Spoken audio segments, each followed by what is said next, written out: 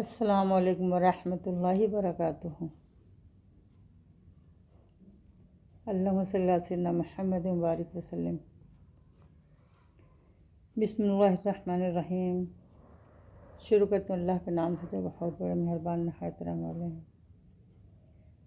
حضرت ابوبکر صدیق رضی اللہ کا بیت المال سے وظیفہ۔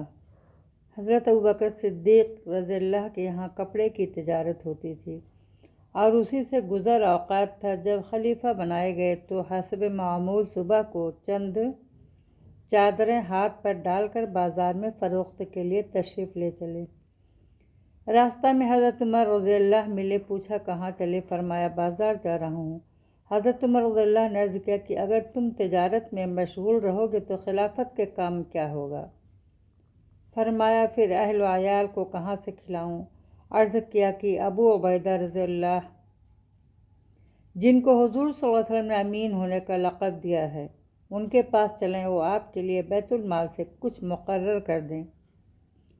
دونوں حضرات ان کے پاس تشریف لے گئے تو انہوں نے ایک مہاجری کو جو اوسطاً ملتا تھا نہ کم نہ زیادہ مقرر فرما دیا۔ ایک مرتبہ بیوی نے درخواست کی کوئی میٹھی چیز کھانے کو دل چاہتا ہے۔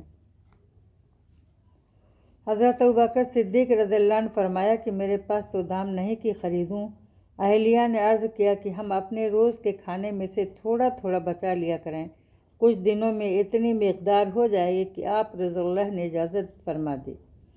اہلیہ نے کئی روز میں کچھ تھوڑے سے پیسے جمع کیے۔ آپ رضی اللہ نے فرمایا کہ تجربے سے معلوم ہوا کہ اتنی مقدار ہمیں بیت المال سے زیادہ ملتی ہے، اس لیے جو اہلیہ نے جمع کیا تھا وہ بھی بیت المال میں جمع فرما دیا، اور آئندہ کے لیے اتنی مقدار جتنا انہوں نے روزانہ جمع کیا تھا اپنی تنخواہ میں سے کم کر دیا۔ اتنے بڑے خلیفہ اور بادشاہ پہلے سے اپنی تجارت بھی کرتے تھے اور وہ ضروریات کو کافی بھی تھی، جیسا کہ اس اعلان سے معلوم ہوتا جو بخاری میں حضرت عائشہ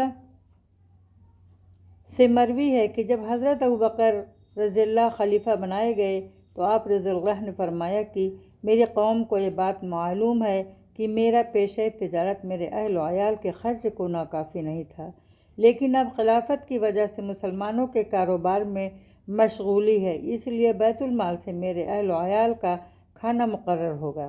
اس کے باوجود حضرت ابوبکر رضی اللہ عنہ کا وصال ہونے لگا تو حضرت عائشہ رضی اللہ کو وصیت فرمائی کہ میری ضرورتوں میں جو چیزیں بیت المال کی ہیں وہ میرے بعد آنے والے خلیفہ کے حوالہ کر دی جائیں۔ حضرت انس رضی اللہ فرماتے ہیں کہ آپ کے پاس کوئی دینار یا درہم نہیں تھا، ایک اونٹنی دودھ کی، ایک پیالہ، ایک خادم تھا۔ بعض روایات میں ایک اور اوڑھنا، ایک بچھونا بھی آیا ہے۔ یہ اشیاء حضرت عمر رضی اللہ کے پاس جب نیا بت میں پہنچی تو آپ نے فرمایا کہ اللہ تعالیٰ ابوبکر رضی اللہ پر رحم فرمائے کہ اپنے سے بعد والے کو مشقت میں ڈال گئے۔ السلام علیکم ورحمۃ اللہ وبرکاتہ۔